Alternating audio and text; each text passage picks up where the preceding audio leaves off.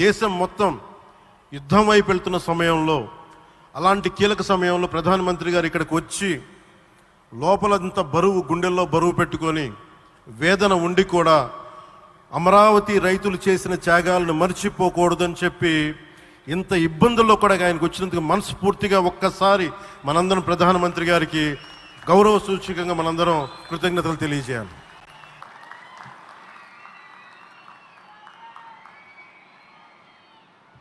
శ్రీ పవన్ కళ్యాణ్ సార్కి ధన్యవాదాలు తెలియజేసుకుంటూ, ఆంధ్రభూమికి గర్వకారణంగా నిలిచేటువంటి నాయకులు కొంతమంది ఉంటారు. ఆ కోవలోని వారే శ్రీ పవన్ సార్ వీళ్ళంతా. అలాగే మరొకరు కేంద్ర భారీ పరిశ్రమలు, ఉక్కు శాఖల సహాయ మంత్రి వర్యులు శ్రీ భూపతిరాజు శ్రీనివాస వర్మ గారు మన మధ్య ఉన్నారు. ఆయన గెలుపు వెనుక ఉన్నటువంటి ప్రజా విశ్వాసాన్ని చూసినప్పుడు యథార్థ సేవకు ప్రతిరూపం కదా అనిపిస్తుంది.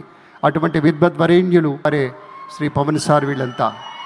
అలాగే మరొకరు కేంద్ర భారీ పరిశ్రమలు, ఉక్కు శాఖల సహాయ మంత్రి వర్యులు